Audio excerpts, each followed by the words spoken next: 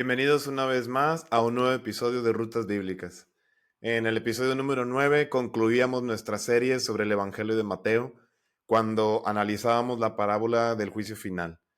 Y hoy vamos a adentrarnos en una visión global de otro evangelio, del Evangelio de Marcos. Y este es uno de los textos más fascinantes del Nuevo Testamento.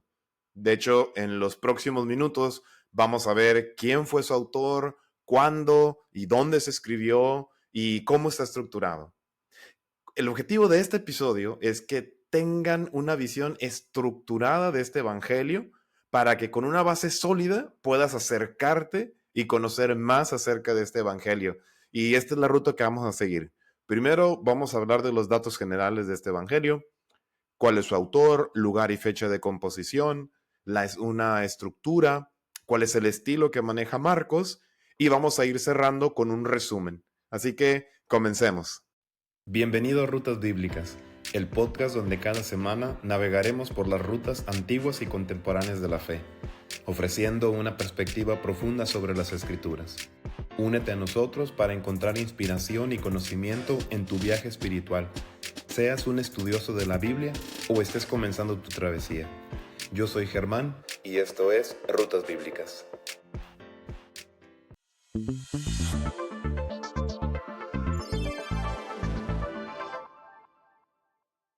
En cuanto a los datos generales, en comparación con otros evangelios, Marcos se prestaba menos a ser comentado. En el evangelio de Mateo, o el episodio que les hablaba de Mateo, les decía que ese evangelio era uno de los es el más comentado de todos los padres de la iglesia. Pero Marcos es mucho menos comentado. San Agustín, de hecho, pensaba que Marcos era una especie de resumen de Mateo. Es decir, pensaba que Mateo era más antiguo, pero los estudios modernos nos han permitido ver que Marcos es el evangelio más antiguo. Y tal vez por esta razón, que lo miraban como un resumen, no hay muchos comentarios de los padres acerca de Marcos, curiosamente. Tenemos uno de San Jerónimo, que de hecho aquí lo tengo, miren, para enseñárselos.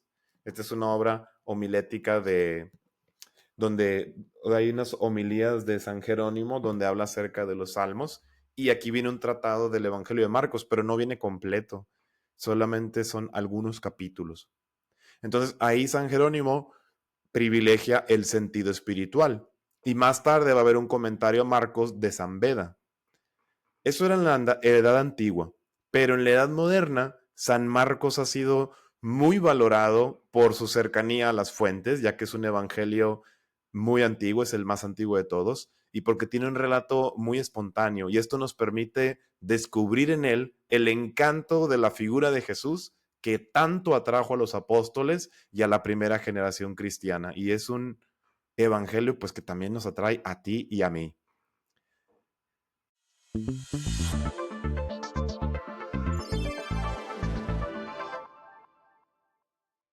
En cuanto al autor, el lugar y la fecha de la composición de este evangelio, pues la tradición es unánime al afirmar que su autor es Marcos, que es conocido como el discípulo y el intérprete de Pedro. Es decir, Marcos estaba con Pedro, escuchaba las predicaciones que Pedro hacía y en algún momento Marcos las fue escribiendo. De hecho, el testimonio más antiguo que tenemos es el de Papías de Hierápolis del siglo II. San Eusebio de Cesarea en su historia recoge este testimonio de Papías que dice así, y cito, Marcos, que fue intérprete de Pedro, puso cuidadosamente por escrito, aunque sin orden, lo que recordaba de lo que el Señor había dicho y hecho, porque él no había oído al Señor ni lo había seguido, sino que, como dije, siguió a Pedro más tarde, el cual impartía sus enseñanzas según las necesidades y no como quien hace una composición de las sentencias del Señor, pero de suerte que Marcos en nada se equivocó al escribir algunas cosas tal como las recordaba. Esto lo dice Eusebio de Cesarea en su historia eclesiástica, citando a Papías. Entonces, se fijan, de ahí de entrada ya vemos que el Evangelio de Marcos es muy distinto, por ejemplo, al Evangelio de Lucas, que tiene una estructura mucho más elaborada, aunque Lucas toma a Marcos como modelo, pero lo va reformulando, ¿no? Lo va, digamos, mejorando. Pero Marcos, aunque, digamos, dice aquí Papías que no tenía mucho orden, sí tiene una estructura, simplemente que pues es una forma más sencilla la que maneja Marcos, más viva. Y también nos dice Eusebio de Cesarea que el Evangelio según Marcos se escribió de la siguiente manera. En tiempos en los que Pedro publicaba la palabra en Roma, exponía el Evangelio bajo la acción del Espíritu Santo, y aquellos que en gran número estaban presentes en aquella ocasión le pidieron a Marcos que, puesto que llevaba mucho tiempo acompañando a Pedro y se acordaba de las cosas que él había dicho, pusiera por escrito sus palabras, y así lo hizo. Y les dio el Evangelio a los que se lo habían pedido. Y cuando Pedro se enteró de esto, pues no dijo nada ni para impedirlo ni para promoverlo. Entonces vemos este testimonio de que le piden a Marcos que lo haga. ¿Por qué? Porque él acompaña siempre a Pedro y siempre está escuchando lo que Pedro predica. Entonces, hay una relación entre Pedro y Marcos. De hecho, también lo vemos en la Biblia, porque Pedro, en su primera carta, capítulo 5, versículo 13, llama a Marcos su hijo. Y Marcos también tiene una estrecha relación con Pablo, aunque en un primer momento esa colaboración acabó en desacuerdo, pero más tarde Pablo va a llamar a Marcos un fiel colaborador que le sirve de consuelo y que le es muy útil para el Evangelio. Entonces, según la tradición, después del martirio de Pedro, Marcos se fue a Egipto y fundó en Alejandría una iglesia. Ahí murió mártir, pero siglos más tarde, en el año 825, las reliquias de San Marcos las llevan a Venecia, donde se construye la Basílica de San Marcos y que actualmente ahí en el altar principal están las reliquias de Marcos, ¿no? Cuando tú vas a Venecia y entras a la Basílica de San Marcos y ves ahí el altar, te acercas, ahí va a tener escrito en la tumba que San Marcos.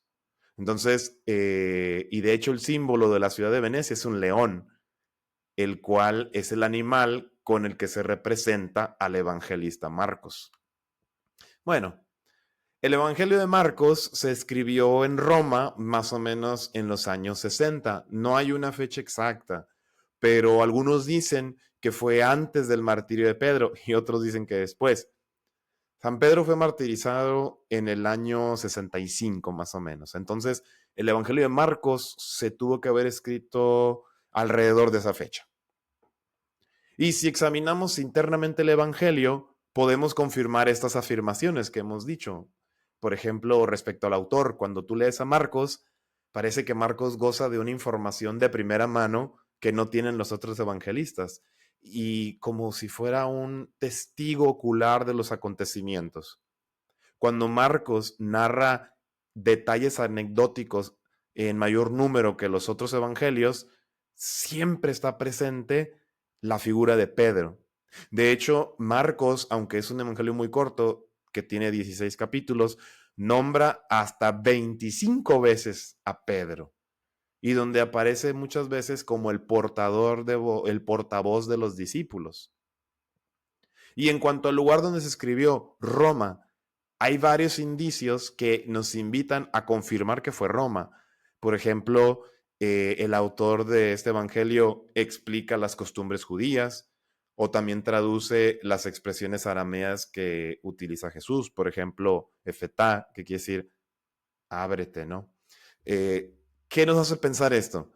Que las personas que estaban escuchando este evangelio ni conocían arameo ni sabían de las costumbres palestinas. Por eso las tiene que explicar. Y también Marcos usa muchos latinismos, o sea, palabras las escribe en griego, pero que provienen del latín. Y también diferentes giros que se entienden mejor si el destinatario es romano. Por ejemplo, en latinismos tenemos la palabra denario y centurión.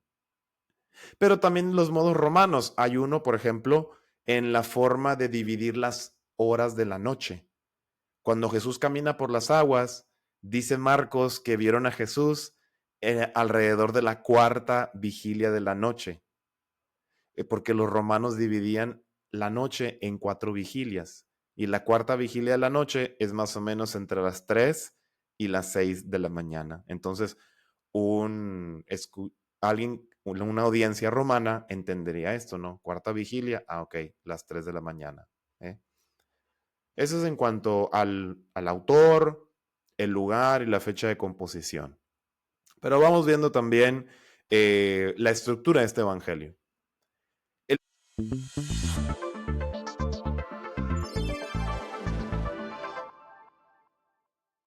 el evangelio de Marcos es el más corto de los 4 evangelios. 16 capítulos. En 16 días lo puedes leer, un capítulo al día. Y está lleno de acción. Se divide principalmente en 2 grandes secciones. La primera es desde el capítulo 1 hasta el capítulo 8 y se centra en el ministerio público de Jesús en Galilea, cuando está predicando, hace milagros, expulsa demonios y la popularidad de Jesús va creciendo.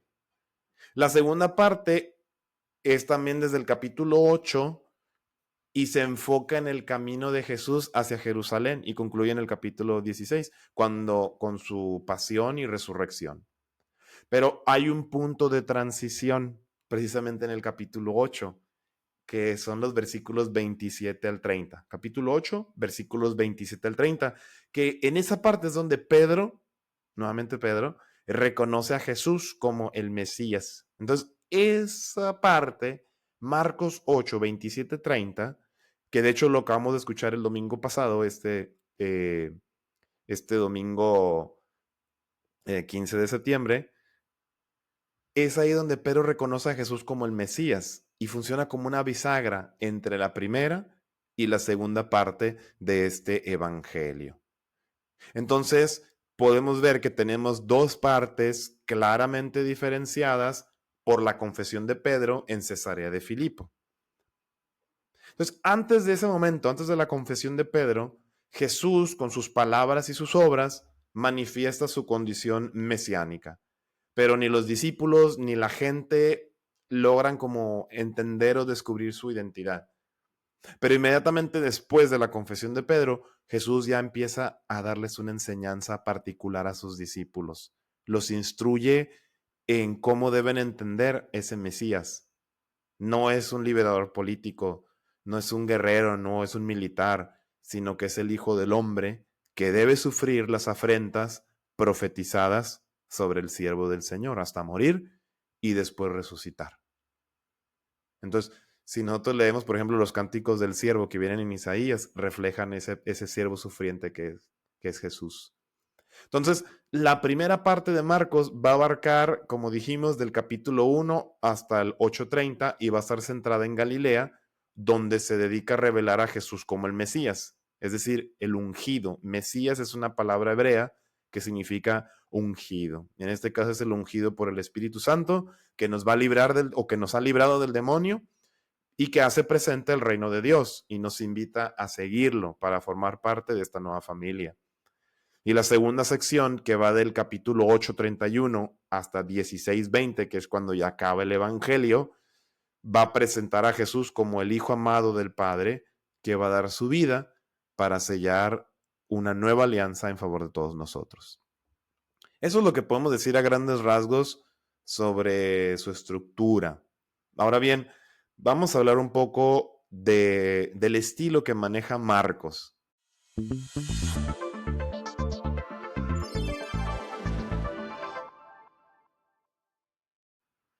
Fíjense que se han hecho muchos intentos de categorizar la narrativa de Marcos según, digamos, los criterios o estilos de esa época, pero no ha habido un consenso, porque algunos lo han comparado con tragedias griegas, otros con épicas homéricas, otros con historias escatológicas, es decir, sobre el fin de los tiempos, y lo ponen mucho en paralelo con Daniel y con el libro de Enoch. Pero ninguna de estas formas como que ajusta bien a Marcos. Entonces vemos que Marcos, o nos hace pensar que Marcos es una forma literaria diferente.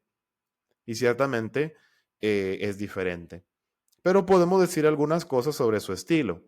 Por ejemplo, si queremos resumir el estilo de Marcos, podemos decir que su estilo literario es imperfecto, pero que es hábil como narrador. Es decir, es bueno podemos decirlo así, es bueno para el chismecito, ¿no? Es bueno para contarte las cosas, platicártelas. Ya ven que hay gente que es muy buena para contar historias, aunque tal vez su gramática no sea muy perfecta, pero como que te atrapa con su forma de hablar. Así es Marcos, porque aunque su estructura es sencilla, tiene mucha vivacidad. De hecho, Marcos tiene el don de dar vida a lo que nos cuenta. Y una característica muy particular de él es que él hace una descripción pormenorizada de los detalles y las circunstancias. Es decir, si tú comparas un pasaje paralelo entre Marcos y Mateo, vas a ver que Mateo es más sobrio. Mateo es un evangelio muy largo, pero es largo por los discursos. También tiene su parte narrativa, pero cuando narra, por ejemplo, la tempestad, cuando Jesús calma la tempestad, es más sobrio. En cambio, Marcos es más detallado. La narración de Marcos es tan viva que parece que estás oyendo a la persona, el testigo ocular que te está narrando. Muy probablemente estos pormenores nos van a reflejar el modo vivo de los relatos de Pedro. Es decir, que verdaderamente Marcos se aprendió de memoria los relatos de Pedro y los fue escribiendo, ¿no? Algo curioso es que Marcos repite muchas veces, incluso más que los otros evangelistas, que Jesús enseñaba. Lo dice muchas veces, pero nos dejó pocos testimonios de la enseñanza de Jesús. Es decir, dice que Jesús enseñaba, pero no dice qué. Sí hay enseñanzas de Jesús en Marcos, pero no hay discursos largos a comparación de Mateo o de Lucas o de Juan, que son unos discursos larguísimos. Marcos casi no recoge discursos de Jesús. Sí maneja enseñanzas, pero no tan largas como los otros evangelistas. Eso es algo curioso de él. Pero también a través del diseño narrativo de Marcos, el autor va a articular muchas preocupaciones importantes. Primero, una es la representación consistente de los discípulos de Jesús como carentes de comprensión o malentendidos sobre la identidad de Jesús. Lo que habíamos comentado hace rato, que Jesús se presenta, enseña, pero no, como que no logran identificar su procedencia, quién es él, cuál es su identidad. En segundo lugar, también está la naturaleza y el uso del poder. Es decir, Jesús en el Evangelio de Marcos es una figura poderosa desde que comienza su vida pública, porque, por ejemplo, manifiesta mucho poder cuando cura, cuando exorciza a los espíritus inmundos, y este poder también lo maneja sobre la naturaleza, porque calma la tempestad, multiplica los panes, y también tiene poder sobre y autoridad sobre la interpretación de las tradiciones israelitas, por ejemplo, el sábado, el perdón de los pecados o la actividad en el texto. Pero también, digamos que de fondo hay una crítica al poder establecido porque Marcos también va a reflejar que ese poder de Jesús no es compatible con el poder del imperialismo romano. De hecho, Marcos va a enfrentar el imperialismo romano de formas muy sutiles y complejas en lugar de la confrontación abierta, porque Jesús anuncia un reino y la presencia de este reino de Dios que se ejemplifica y que se hace presente en el ámbito humano. Pero el reino de Dios y el imperio romano no son compatibles en última instancia. Y por eso la forma en que Marcos afronta esta incompatibilidad, pues es a través de ciertas negociaciones que van socavando la autoridad de Roma.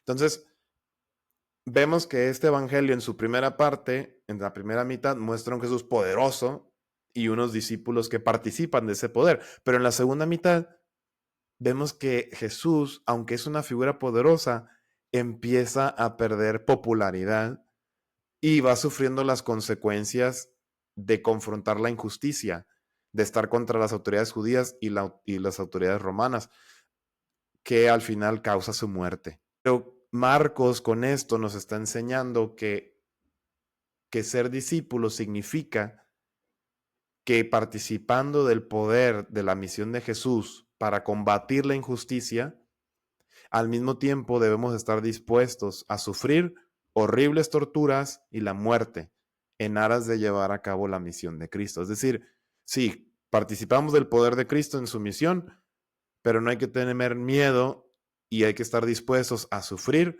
por vivir esta causa, vivir la causa del Evangelio de Cristo.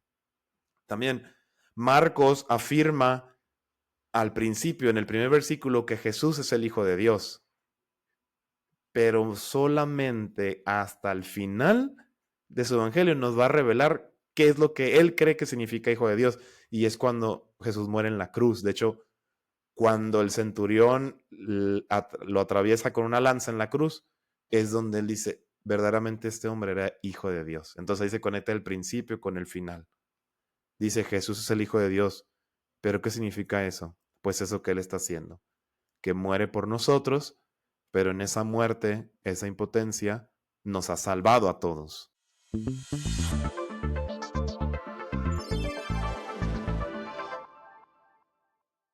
Estamos llegando al final de este podcast y es necesario pues que nos tomemos un momento para hacer un resumen de lo que hemos visto hasta ahorita. Decíamos que en los primeros siglos no se le prestaba tanta atención a Marcos como a otros evangelios, por ejemplo Mateo o Lucas.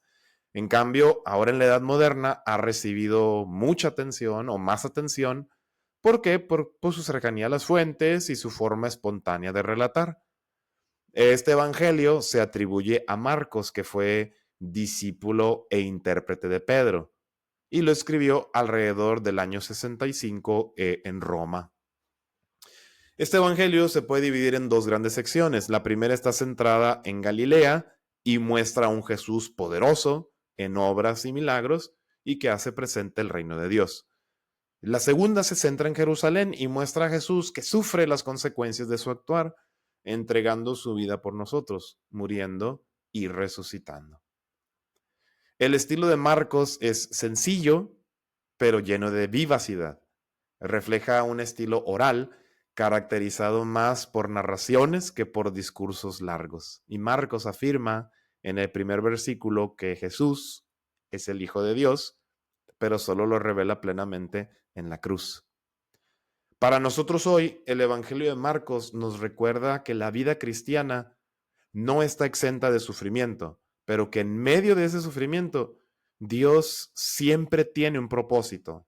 Y Jesús nos muestra que el camino hacia la gloria pasa por la cruz, y eso es algo que todos podemos meditar en nuestras propias vidas. Así que pues yo te invito a que te tomes un tiempo y reflexiones en la siguiente pregunta. ¿Cómo podemos aplicar la imagen del Mesías sufriente en nuestro propio sufrimiento? Reflexiona sobre la perseverancia, la esperanza y la importancia de la fe en los tiempos difíciles.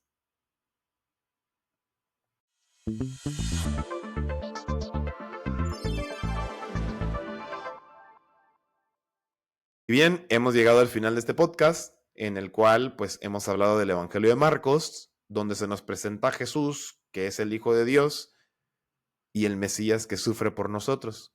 Espero que esta introducción te haya ayudado a comprender mejor este fascinante evangelio, pero también te animo a que sigas profundizando en sus capítulos. Como les digo, 16 capítulos, un capítulo al día, en 15 días, 16 días lo terminas. Los próximos 2 episodios vamos a hablar sobre ciertos pasajes claves del Evangelio de Marcos. Bueno, dos en concreto, dos en particular. Uno es el llamado de los primeros discípulos y el otro será la curación de la suegra de Pedro. Así que te animo a que estés al pendiente de los siguientes episodios de Rutas Bíblicas. También quiero aprovechar este momento de cierre pues para comentarles dos cosas. La primera es que la próxima semana pues voy a ir a ejercicios espirituales con mi comunidad del Colegio Mexicano. Así que pues me encomiendo a ustedes para que oren por nosotros. La segunda es que pues ya van terminando las vacaciones y nos estamos acercando pues al inicio de este nuevo ciclo académico. Entonces, vamos a tomar una breve pausa en Rutas Bíblicas, más o menos un mes, pues para poder centrar nuestra atención en esta parte académica. Esto no significa que el podcast se va a cerrar o que ya no va a publicarse, no. Vamos a hacer una breve pausa y después de esto, de este mes más o menos, pues vamos a entrar nuevamente con muchas ganas para seguir compartiendo este contenido con ustedes. También los invito a que califiquen este podcast, se suscriban y que lo compartan. Asimismo, los invito a que nos sigan en nuestras redes sociales en Instagram, Facebook y YouTube como Rutas Bíblicas. Gracias por escucharnos y hasta la próxima.